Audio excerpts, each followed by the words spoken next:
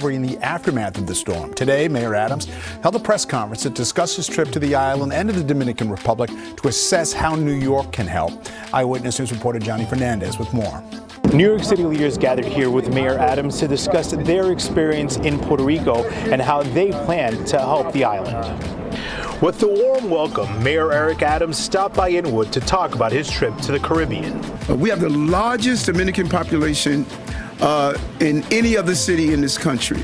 We have the largest Puerto Rican, our neighbors, our fellow Americans. Sometimes people just forget that. And today's another beautiful day here in Puerto Rico, and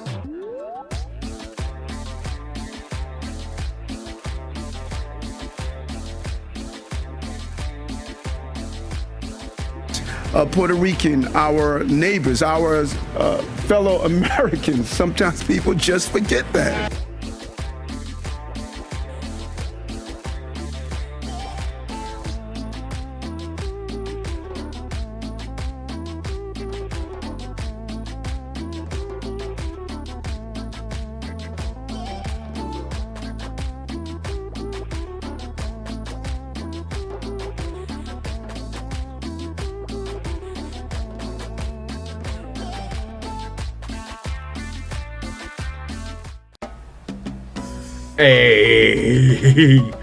Hey, welcome to a combo version of Uncle Ricky's House.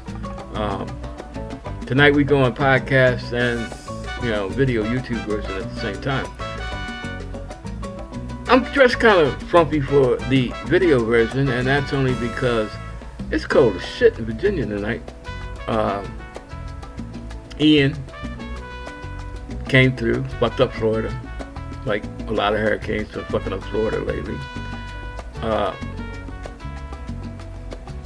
Went back out to sea, came back and smacked South Carolina in the ass and went back out. Now it's cruising up the East Coast, and it's dropping a ton of rain on North Carolina and Virginia. Even 100, 150 miles inland, getting more than seasonal normal rain, creating flash flooding everywhere from the coast to the foothills.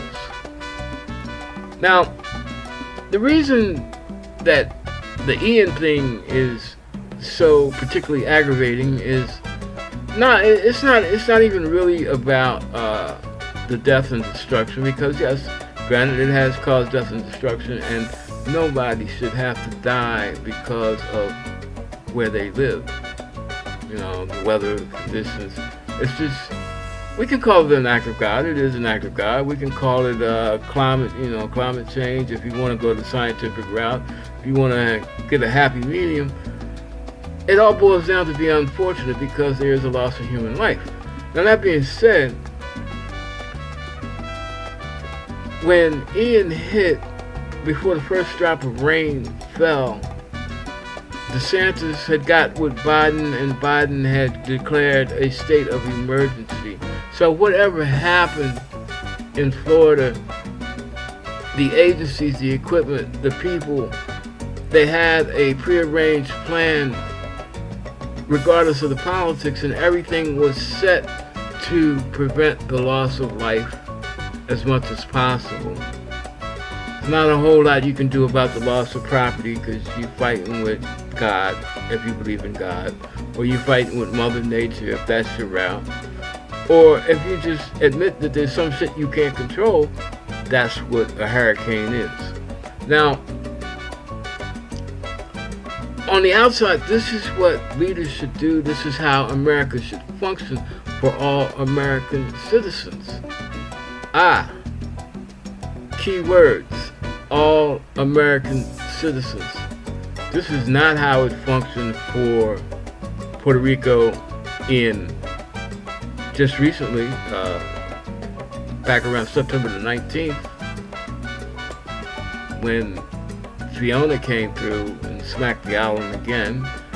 Biden came out, he said, yeah, for the next 30 days, we're going to give Puerto Rico whatever it needs to recover. Notice, yeah, he came out, he committed money, but he put a limit on it, 30 days. Now, DeSantis, the governor of Florida, who actually hates the Democratic administration, publicly denounces it, publicly tries to stunt against it to, rally his MAGA base, because maybe he has presidential desires. He definitely has desires to be governor of Florida again. There is a Democrat running against him, Charlie Crist. I don't know if any of you heard of him, but he was governor before. Maybe you should check him out, because DeSantis needs to go.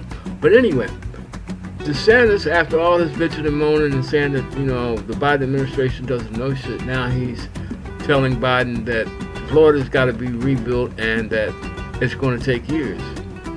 And Biden trying to say that, politics should not come between the lives of American citizens. Politics should not be held over the heads of citizens in need.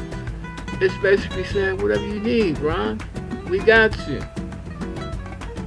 Trump didn't say that to Puerto Rico when Maria came through in 2017. That motherfucker threw towels at him as a symbol of American aid to Puerto Rico. And a lot of people thought that was okay, because a lot of people think that Puerto Ricans are not citizens. They think that Puerto Ricans are Latin immigrants, just like Ecuadorians, Salvadorians, Guatemalans, Mexicans. Not true. When Puerto Ricans come to this country, they are citizens, but they do not get all their rights until they are inside a state in the United States. Now, Puerto Ricans can get drafted. Puerto Ricans volunteer for the military. They don't pay federal income tax, but they pay every other kind of tax there is. And like I said before, 50% of the population of Puerto Rico is under the poverty level.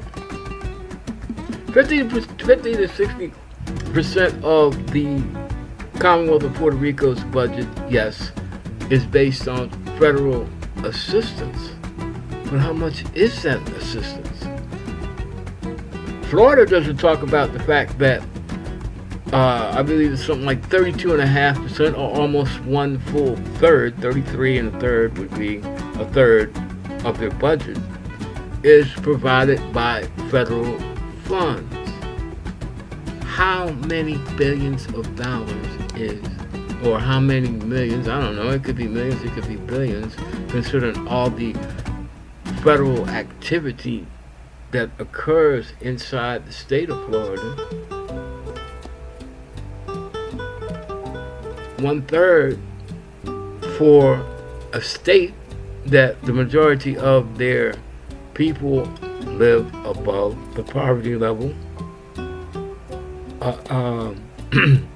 1/3 of the state that profits off of all the military bases, that profits off all the federal government agencies, that profits off of all the federal employees. Those federal employees pay state tax to the state of Florida because they reside in Florida. Now, they are citizens, but they have all their rights. Now, if we go back to our history, and maybe this is one reason they don't want to teach us all of our history, even when it concerns basic white history, how the government came to be. We were all citizens of Britain, but we did not have full representation in Parliament in England, London, the mother country. And we got tired of that shit. We got fed up, so we revolted. And here comes the United States, a country that is a democracy where all people are, according to government documents, created equal. Now, granted, Puerto Rico wasn't part of the original plan, but then again, only 13 colonies that became states were part of the original plan. Everybody came afterwards, and we're now up to 50. My question is, why the fuck hasn't Puerto Rico become 51? Or for that matter, Guam? We let the Philippines go because we decided that we didn't need them anymore. We had no use for them, and basically the government was saying, hey, bye-bye, see you later. Sorry about all them babies we left. Sorry about all the lives we ruined.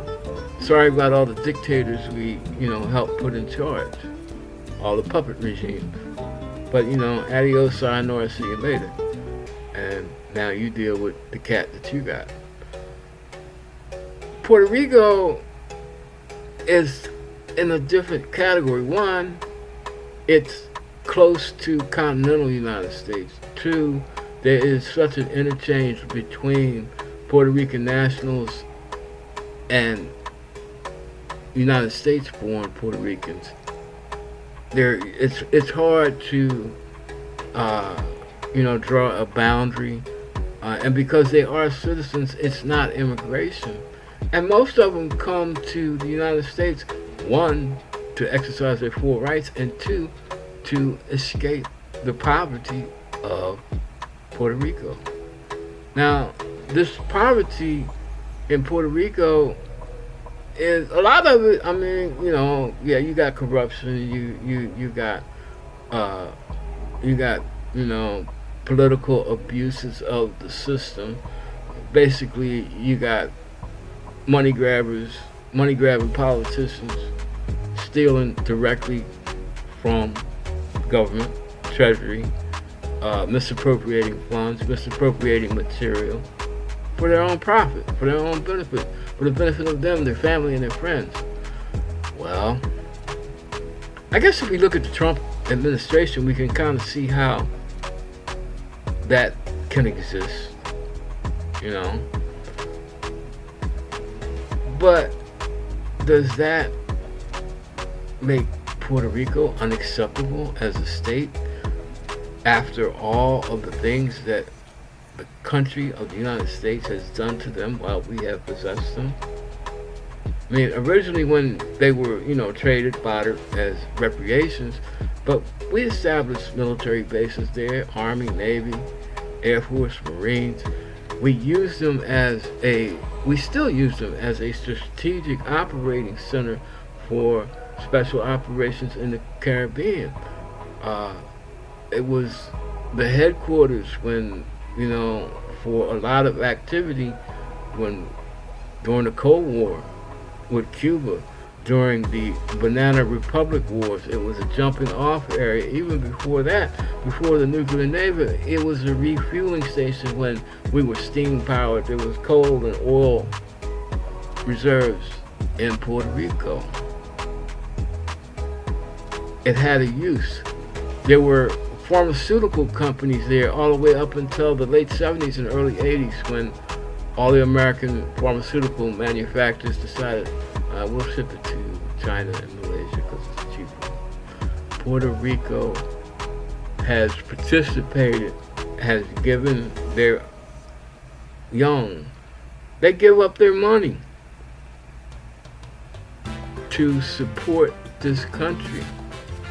But yet and still, when we rush to support states that have statehood that openly denounce us or denounce the concept of American democracy, we rush to help them, we rush to bail them out, but yet and still we have a whole commonwealth that we treat as second-class citizens and have no problem with that. You gotta ask yourself, why? Well, maybe because Puerto Rico was dropped on us. Perhaps, but that's not a good reason. That's really not a good reason. A lot of it has to do with out-and-out prejudice. The impact of Ian on Florida brought a lot of comments about how much aid Puerto Rico has gotten, and people are openly saying, we don't want them. What the fuck do you mean, them? If you check their citizenship, it says citizens of the United States, residents of the Commonwealth of Puerto Rico. They are Americans. That red, white, and blue fucking flag that you go out and go ape shit over every time you want something to cry about, that same flag flies over all of their capital and municipal buildings. If the draft comes back, they'll get drafted just like us. Oh, they are us, by the way. Don't get it twisted. Start treating them like they are citizens that we claim that they are. Well, that's about it from Uncle Ricky's house. That's all I got to say. Goodbye and peace out from Uncle Ricky's house, YouTube and podcast version. God bless.